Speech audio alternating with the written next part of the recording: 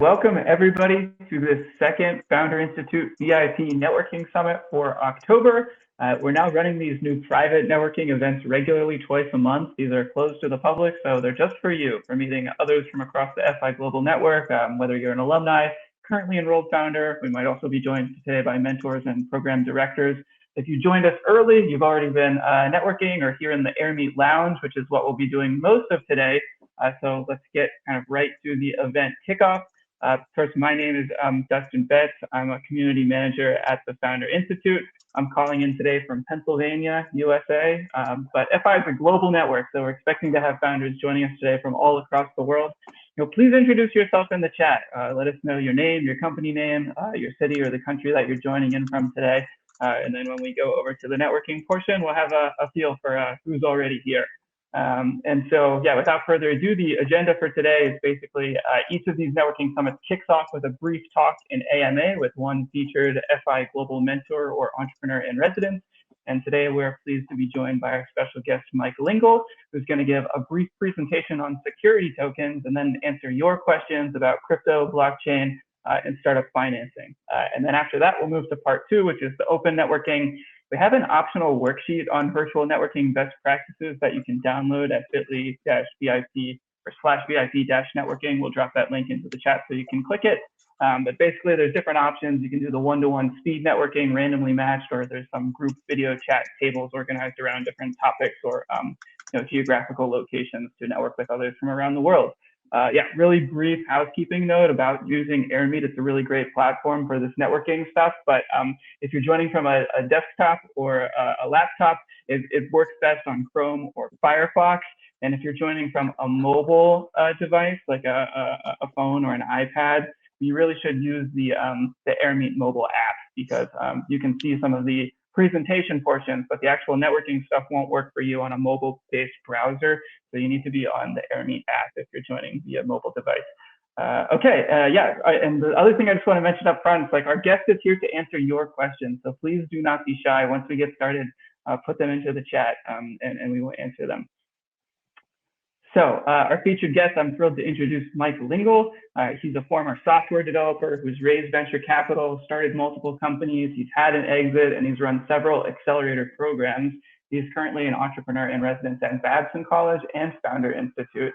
He's also an advisor at Security Token Advisors, which is really the topic for today. And STA, Security Token Advisors, they're an international blockchain consulting firm that help companies to leverage security tokens and run through the entire security token offering or STO process and kind of answer the question, what if we take crypto and make it compliant with regulation? So STA has been advising on STOs since 2017 and has a whole global network of partners, resources, and other vendors for their clients to leverage. Mike, I'm going to turn it over to you and stop my screen sharing here, but please feel free to fill in anything that I missed out that you want to mention.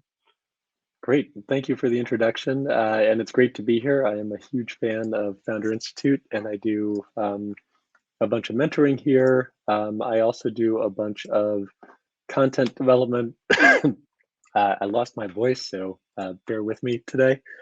And I also help startups with their financial projections. I have a project called Rocket Pro Forma. But I have a lot of interests, and I think today I'm going to talk about security tokens, which is a flavor of crypto. And I think part of what I like about it, like I'm a tech guy, but I've also learned finance. And whenever we start talking about crypto and security tokens, we're talking about sort of the intersection of finance and technology. And with security tokens, we had a third discipline, which is law. We're actually going to follow the rules here. So Dustin did a good job of introducing me. If you have any questions or want to connect, I'm just mike@rocketproforma.com. You can also find me on LinkedIn. Whenever we talk about crypto, it's kind of like talking about politics or religion. So I am merely presenting an opportunity here. I love crypto. I hold crypto. I am not in any way disparaging crypto. And also, because we're talking about securities, nothing in here is a recommendation about investing. And that's what happens when we follow the rules. We have to say things like that. So quick review. Bitcoin is a cryptocurrency. They run on blockchains. The two real innovations: one, they provide a public ledger So as opposed to what you see when you're running QuickBooks, there are two ledgers. Blockchains add a public ledger, and they allow trustless transactions between people who don't know each other for real money, which is super cool. But cryptocurrencies don't represent an underlying asset, right? Like Bitcoin doesn't point to something. And the way Bitcoin was started was in a community that was intentionally trying to operate outside of the financial system. So all of crypto has this flavor of we're going to work outside the rules and push the rules as far as we can. So we see things like Ripple XRP, if you trade the token, is in a fight with the SEC. Just a couple days ago, New York State ordered Nexo and another lending firm to shut down. BlockFi is under fire for their lending product that has been deemed by several states to be a security. So we're running into this, right? And one of the things I'm always curious about, and actually in this format, I can't really see you, but if you own Bitcoin, put it in the chat. I own some Bitcoin. I have owned Bitcoin on and off for a decade now, or almost a decade. Who owns an altcoin? So something that's not Bitcoin, not Ethereum, but something else. I own some of those. And then who owns shares of real stock, right? So Apple, Tesla, whatever. And so these are all different types of assets. And the one I forgot to put here, who owns an NFT? I own a few NFTs as well. Great, okay. And so when we buy a Bitcoin, we're not buying a piece of the Bitcoin company, right? There is no real underlying asset here, even though Bitcoin has value and has increased in value. If you buy an altcoin like Chainlink, which I'm also a holder of, it does not represent ownership of the Chainlink company, right? You are buying this token fluctuates in value, but there is no underlying asset. The difference when we buy a share of stock is that a share of Apple stock does represent a piece of ownership of the Apple company. So ownership of the Apple company is the underlying asset, which is also called the underlying. And a share of stock, a share of Apple stock is a security, right? And what we're going to do is we're going to bring all this together in the next few minutes. So Bitcoins, Chainlink tokens, and shares of stock, shares of Apple stock, all share the quality that they are fungible. So if I have a Bitcoin and you have a Bitcoin, they have the same value, right? And we could exchange our Bitcoins and still have the same, each have the same amount of value. Same thing with Apple stock. If you and I swap a share of Apple stock, it's the same value. So in true crypto fashion and in true technology fashion, people are innovating, right? So now we have this concept of NFTs, which are not fungible. So if I have an NFT and you have an NFT, they have different values, so we can't swap them as easily, right? So each NFT points to a different underlying, and right now those underlyings tend to be pictures and videos. They can be other stuff. And we'll talk about that in a second. But let's just go with pictures and videos. So here is a Solana NFT. It's a ripoff of the Bored Ape Yacht Club on Ethereum, if you're familiar with NFTs. But these things trade for real money, right? 65 Solana. Solana is almost $200 today, so that's like a $12,000 price floor on these NFTs. So these are real assets. And they're like very basic securities. There are some differences. And as of right now, the SEC has not classified them as securities, although the smoke signals and the tea leaves lead us to believe that the SEC may start treating these like securities at some point, and people are pushing the limits. So for those of you who watch Hulu, there is a rapper named Dave who has a show. He goes by the name Lil Dicky. He sold an NFT a few months ago that is the cash stream from the YouTube revenue of one of his songs. So he records actual songs and releases them on YouTube. So this NFT represents a cash flow, right? So that starts to push the limits a little bit because it starts to feel like a security, because you're basically relying on Dave's work to be successful and keep the cash stream going and maybe even improve the cash stream. Also, as Coinbase and FTX have launched NFT marketplaces, right? So we get this headline on October 13th. On October 15th, Solana NFT projects cancel holder royalties after FTX US launch. So what was happening was these NFT projects were trying to pay all of the holders a little bit of the transactions, a little bit of the transaction fees every time there was a transaction, but you've just created a security. So now that's getting shut down, right? You can do it, you just can't do it as an NFT. So this leads us to security tokens. You can think of them like an NFT on steroids. They are actually a digital security. They are an investment contract. So it is like owning a share of Apple stock, and security tokens point to an underlying asset of some kind. And what they do is they flip the script, right? So what if we use blockchain in compliance with regulations? This is the new frontier. And again, this is where I don't want you to get mad at me. I love crypto. I'm totally cool with crypto. I've been holding it, investing for years, but there is an opportunity if we flip this script, right? And it doesn't take away from crypto, it just creates a new opportunity. So what if we use blockchain in compliance with regulations, right? So now security tokens are, the definition of a security token is it's compliant with regulations. It unlocks what is actually a larger potential market, and I'll talk about that in a second. We can build some cool new stuff legally. We can invent some of the new products that we're trying to invent outside of the rules. And we can also protect against loss. Because it is a digital security, it has a digital cap table. And so when you take away some of the anonymity of blockchain, you can actually manage a digital cap table. And if someone loses access to their account, or an account is hacked and someone tries to take the shares, you can use the digital cap table to just reissue the shares to the correct owner because you know who that owner is. So they're much more reliable as an investment. And so if we look at what we've just covered, right, crypto has typically no underlying asset. It may have utility. It doesn't mean you can't use it, but it means it's not pointing to an underlying asset, even though it has value. NFTs point to some kind of underlying art. And actually, there's a cool project by Damien Hirst, the artist, where he's issued NFTs that are actually point to real art. So he made 10,000 prints, put them in a vault, issued 10,000 NFTs. Each of the NFTs points to an individual print. You have a year to decide if you want to keep the NFT, in which case the corresponding artwork will be destroyed, or get the Damien Hirst artwork and the corresponding NFT will be destroyed. So people are doing some cool stuff.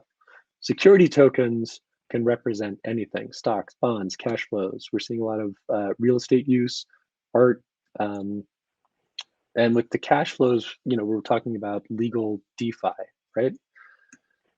So there's all kinds of cool stuff. So lots of different stakeholders here. If we're issuing security tokens, one of the things we love is that we can reach out to the crowd, right? So we can do our crowdfunding campaigns. And I'll talk in a second about how it fixes something that was broken in crowdfunding.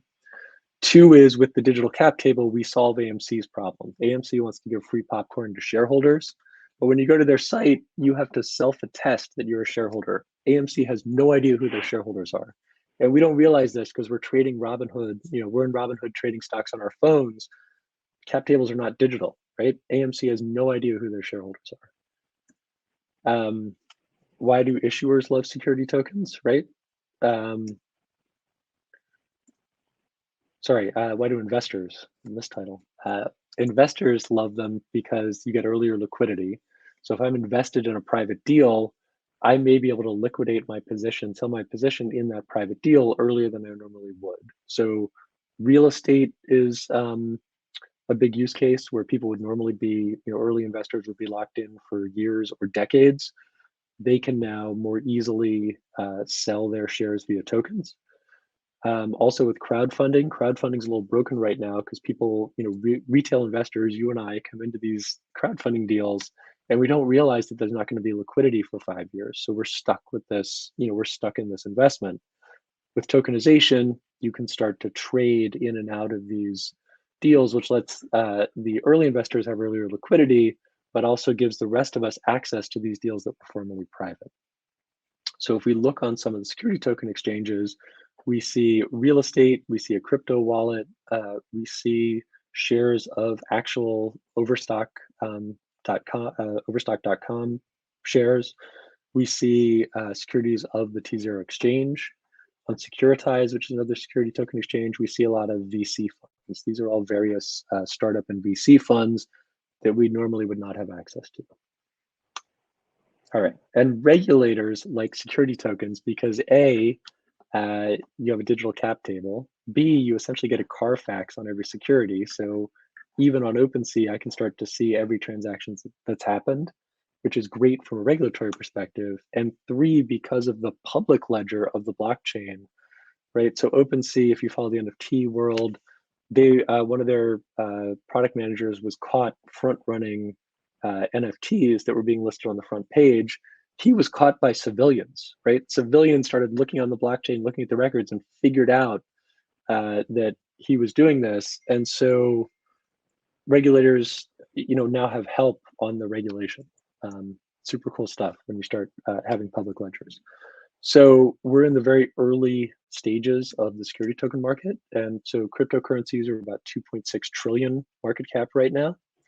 NFTs are about 30 billion. And security tokens are about 1 billion. So it is a super small market right now.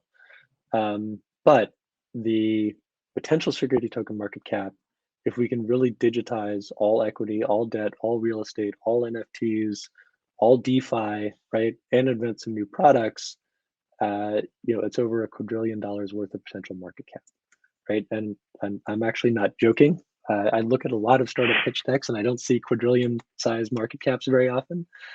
But that's part of the reason I'm excited about this. So what can we do with them? I talked about fixing crowdfunding with earlier liquidity, right? We can democratize opportunities. We can open up investments that were formerly private to people all over the world, including retail investors, and we can create new financial products. And so again, it's this combination, security tokens are a combination of the law, because we're going to follow the rules, finance, and we're dealing with Wall Street level security finance, not make it up as you go along finance, and technology. And then technically, how do we do it? You need to create a legal entity, some sort of, usually an LLC or a corporation, put assets into the entity, tokenize the entity, create and manage a digital cap table, and then sometimes there's a lockup period depending on how you do this. And then you can start trading the tokens.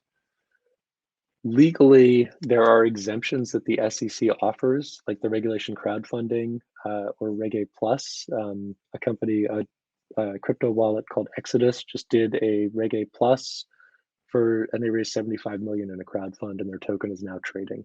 Their security token is now trading. You have to decide sometimes between how you're approaching US versus international investors, and also accredited versus retail investors. At the end of the day, you can get pretty much anything trading. You may just have a lockup period, and you may have to approach it a little bit differently. The opportunity is obviously in the public markets, right? We're going to need licensed finance professionals to handle that. But in the private markets, which have actually grown 4 times faster than the public equity markets over the past 2 decades, that is a tremendous opportunity, right? And that's us. We are startups in private markets. So we can finance ourselves and we can build cool financial products. When we think of buying stocks, we're on licensed securities exchanges like the NYSE and NASDAQ. When we're trading crypto or NFTs, we're on Coinbase, we're on INX, we're on OpenSea. There is no securities license. They are not, technically, these are not exchanges. They have money transfer licenses, not securities licenses, and they are not broker dealers. Security tokens trade on a third animal, which is a licensed digital securities exchange, or what's called an ATS, alternative trading system. Here are a few: T0 and Securitize, mostly in the US.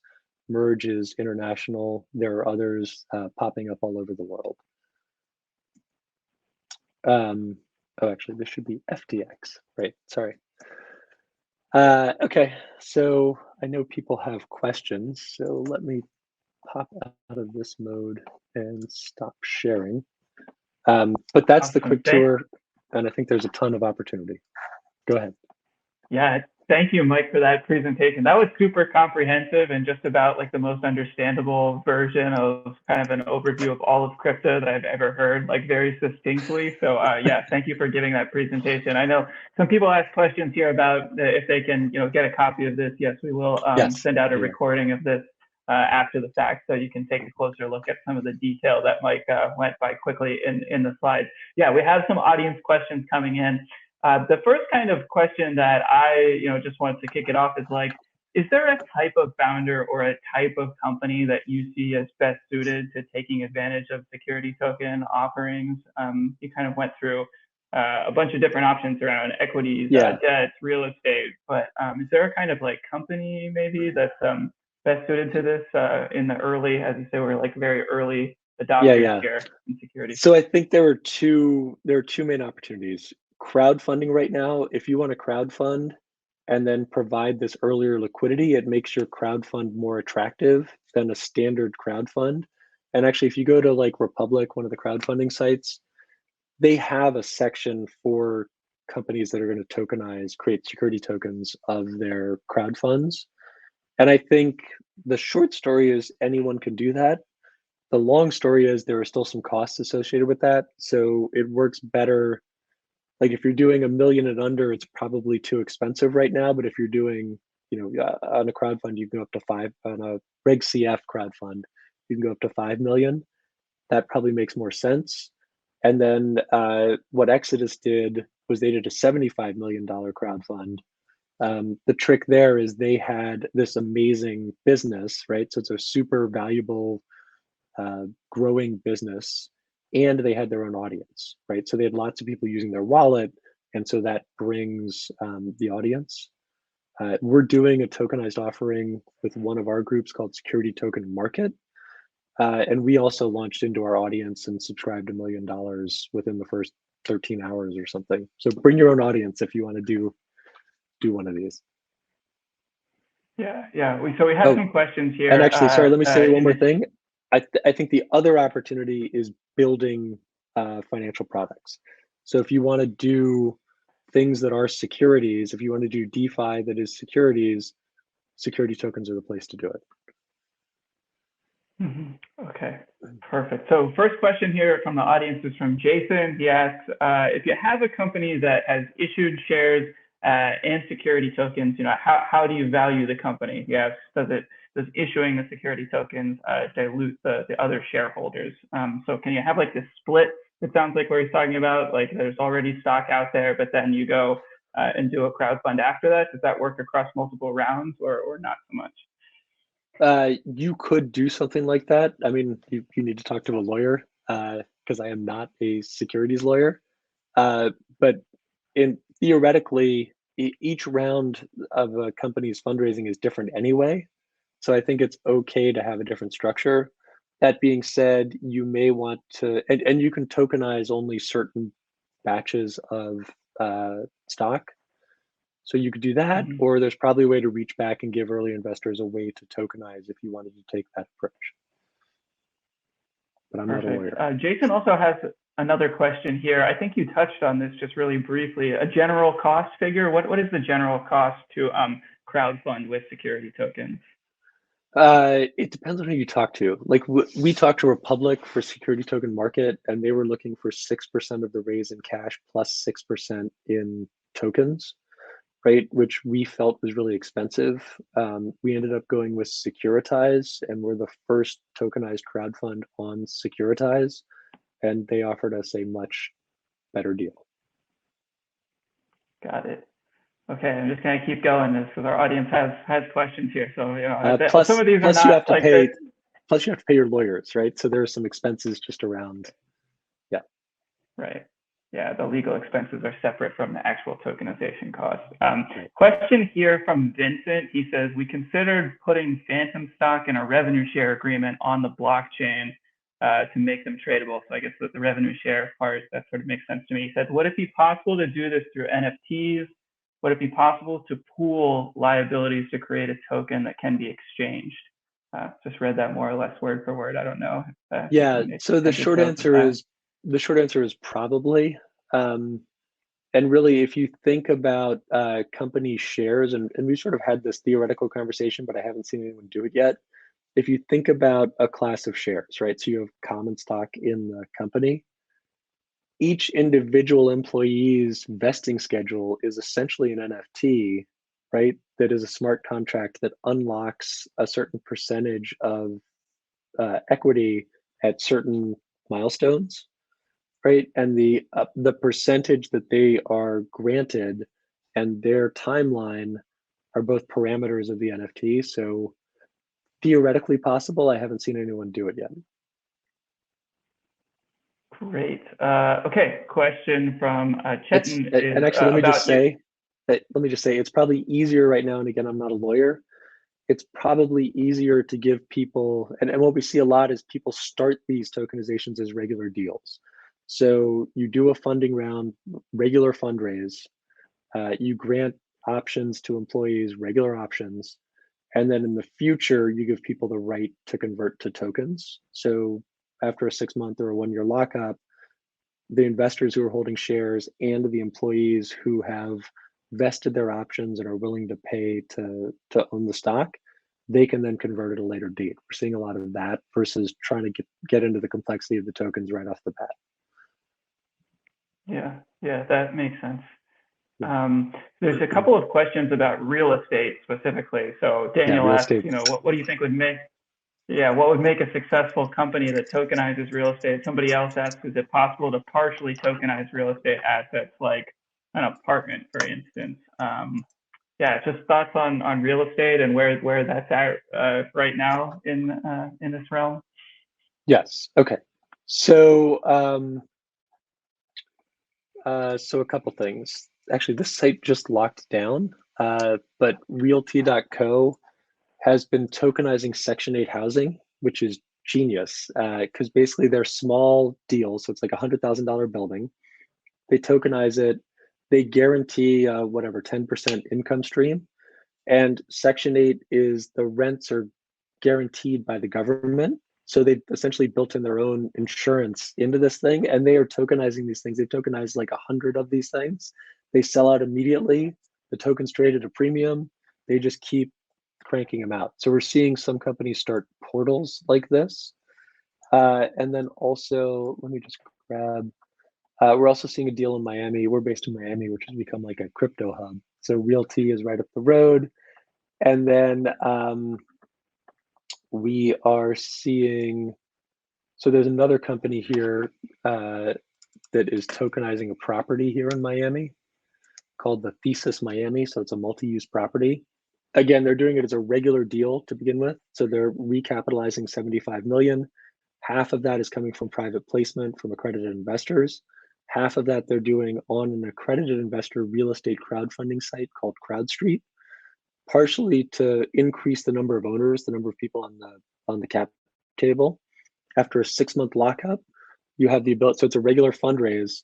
After a 6-month lockup, those investors have the ability to tokenize, which creates early liquidity, allows other investors in, but it's a regular deal that will tokenize in 6 months.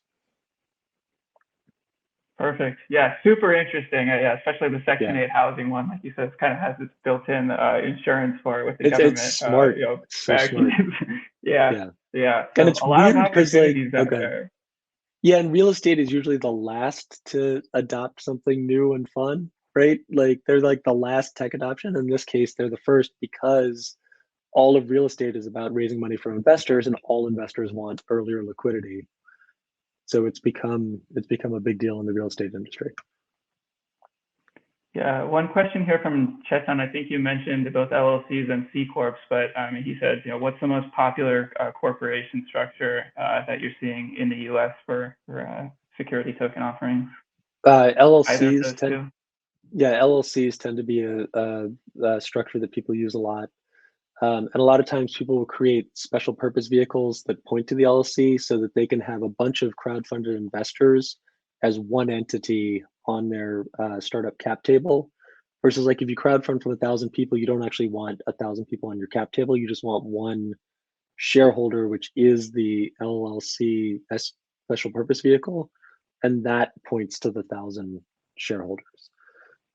Also C Corps, depending again Perfect. on what's going on. Great. A question from Joseph is, if a company wants to go global, do they need to register their security in every jurisdiction to crowdfund, like with outside the US?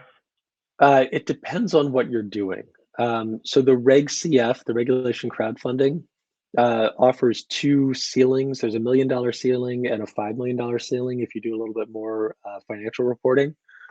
Those allow unaccredited and accredited domestic and international investors without any limitations other than there is a 1-year lockup period. So again, you do a regular deal and then tokenize a year later, basically. With the Reg A Plus, you also have up to the reporting, and you do have to register with the SEC. That gives up to 75 million, same thing, accredited, unaccredited, domestic, international. With some of the other exemptions, you may just be looking at either only international or only domestic. Again, lawyers can help with this. Perfect. One question here from me is just like, are there common mistakes, specifically for people who are approaching your advisory firm? Are there common mistakes that you see founders make with regards to their early approaches as they look at just blockchain-enabled fundraising strategies in general, that people can learn to avoid by knowing them? I think the biggest thing with crowdfunding, whether you're tokenizing or not, is you really have to bring your own crowd. Like, I think there's this thought that, like, I'm gonna throw my thing up on the internet and people are gonna get excited about it, which happens every once in a while, but that's more like winning the lottery. Like the crowd funds that work bring their own crowd, bring their own buzz. And I also think you have a few whales who step in minute one, like you pre-arrange with some big investors and a bunch of smaller investors, so that minute one of the crowd fund, a third to a half of the crowd fund is already filled, right? And that's what draws in the crowd. These things are very orchestrated. Yeah, that's definitely something I've seen with just regular crowdfunding. Totally agree with that. And a kind of a similar question that I had about that is like, so you mentioned like it depends. You don't necessarily have to raise from just accredited investors, but like these securities are sort of more like an IPO in a sense, but there's no like investment roadshow where like these bankers Correct. are out there like harking your thing to institutional investors. So it needs to be like, I guess, like you said, you have to bring your own crowd, but do you think, I was going to say, like, there's not a limitation like a B2B or a B2C company. Like, people tend to crowdfund more B2C because it's like a narrative that they can tell, like a compelling story to average consumers. But are there any hard and fast rules around no, and with the security token market crowd fund, right? So what the SEC did was they just changed the rules so that the ceiling's higher. With the Reg CF, regulation crowd fund, you can go up to 5 million, got 1 million and 5 million. And they introduced a test the waters period. So security token market just launched the test the waters a couple weeks ago, is in the test the waters period. And that creates an opportunity to see the crowd at work, but also create some no risk visibility, right? And so typically you'll see some larger investors, some VCs come in. Plus, if you're doing well, you can reach out to some of the whales and say, look, whatever, we filled our initial allocation within 13 hours. Do you want to come in either as part of the crowd fund or as in a private deal, right? One other mistake I see startups make, you need startup lawyers. Like, you need lawyers who specifically work. I mean, A, you need lawyers, or at least like one good lawyer, and B, you need lawyers who do what you're trying to do. Like, you can't use your family's lawyer who's never done startups before, right? So all of this requires some good legal work. Okay, well, we'll do a few more questions here. I don't Okay. know if we'll get to all of them, but I'll ask a couple more as rapid fire as I can. So Vincent's asking if stock options or phantom stock agreements can be represented on an NFT. Is that a way to circumvent the regulation of security tokens? I don't think so. I mean, anything you do around stock options or phantom stocks, you are dealing in a regulated industry.